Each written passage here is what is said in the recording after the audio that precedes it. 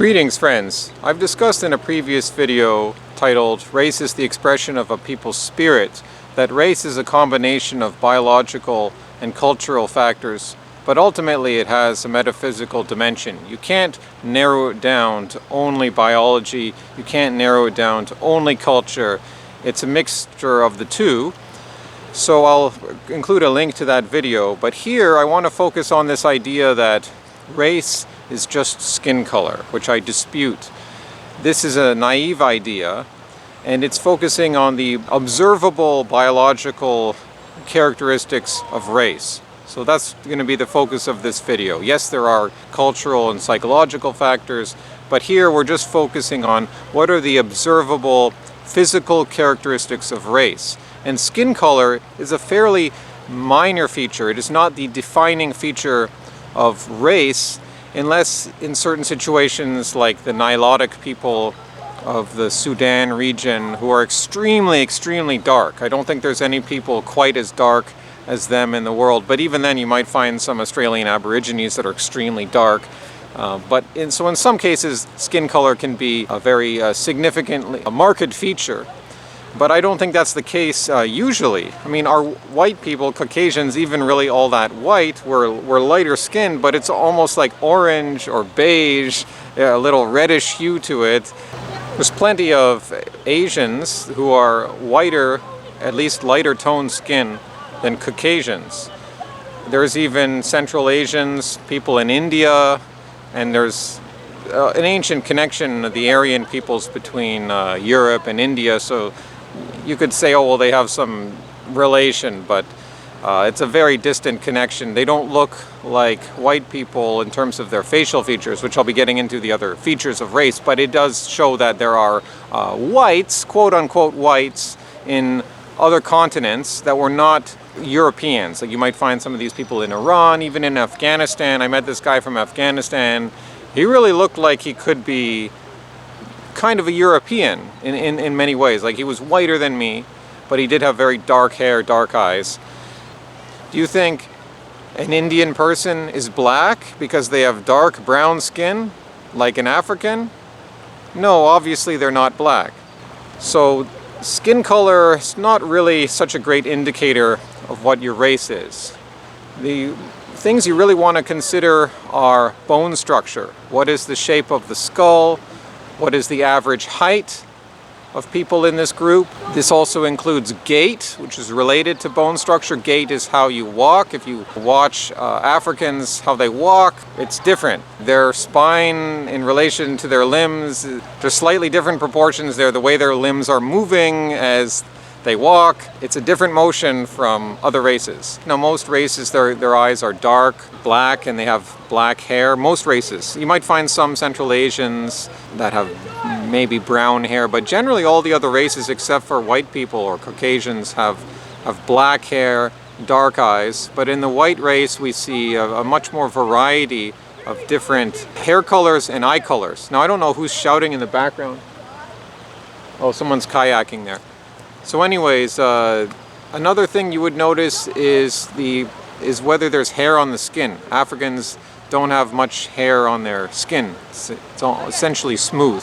Whereas Arabs, white people, we have hair. We're more hairy in general.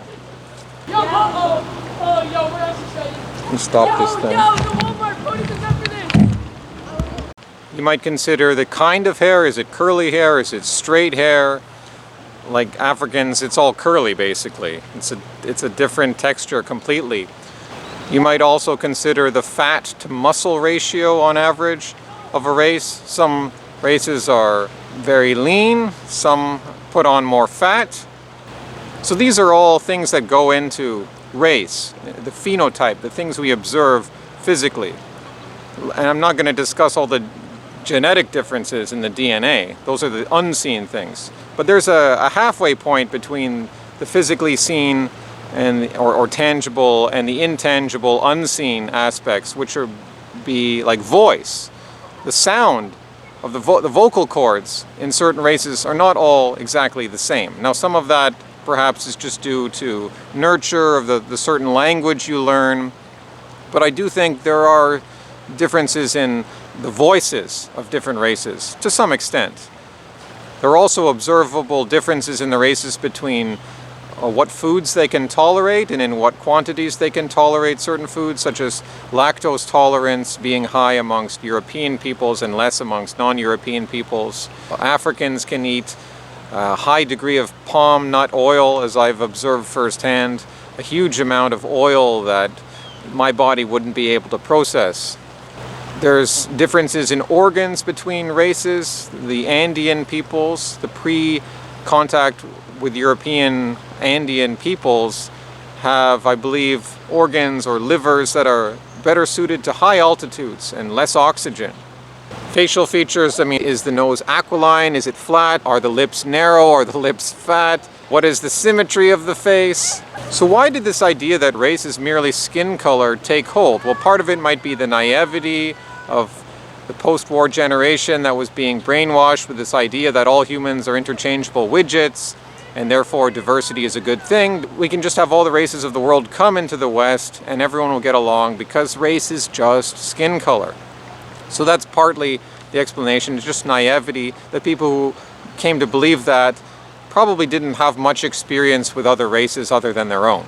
I think part of the reason that we had this idea that race is merely about skin color may have come from the history of America with the European settlement, where there weren't many Native Americans. There were small numbers of them, and there weren't many Native Americans living with whites. The whites pretty much lived amongst their own. They weren't really living with Mexicans either, because they fought a war with Mexico, so those people were just on the margins. Generally it was whites living with other whites, and the only other race they really, at least in the South, would have seen would have been people of African descent. And therefore in that dynamic it would make sense to have the idea of white and black, and that is generally historically when the notion of white and black signifying race arose. It was in colonial America. And it would have perhaps made sense at that time. I'm not saying that you shouldn't have the word white. That's not what I'm saying. I think white is okay, as long as we explain what we mean by that. We mean people from a European heritage. Now today, the establishment pushes the idea that race is superficial and meaningless, but they also push the idea that race matters very much. So the establishment does not have coherent messaging on this. They will tell whites that you're not really a group of people, we all came from the same ancestors, race is just skin color, race is superficial, but at the same time whites are guilty, you have white privilege, whites are evil, so they want to have it both ways.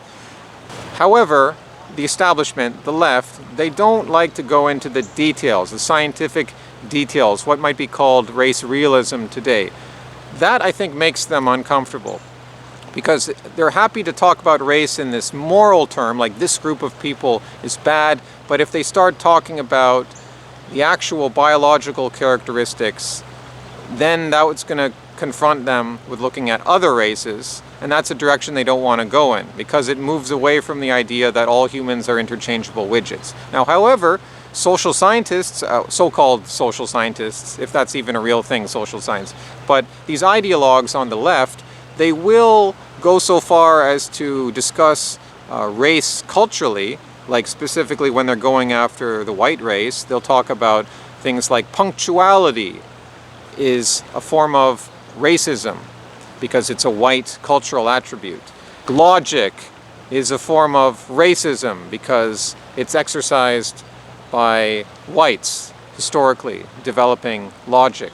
They're willing to go in that direction of criticizing or attacking cultural aspects that they associate with the white race, but actually getting into bone structure, different sizes, and like this, like will the left be talking about this is how a white person tends to be shaped physically, how they walk, the diversity in their eye color and their hair color and all of these other things? Like, I don't think they want to go in that direction because they're not actually interested in science and real empirical investigation when it comes down to it. They only use race so far as it benefits them in attaining power.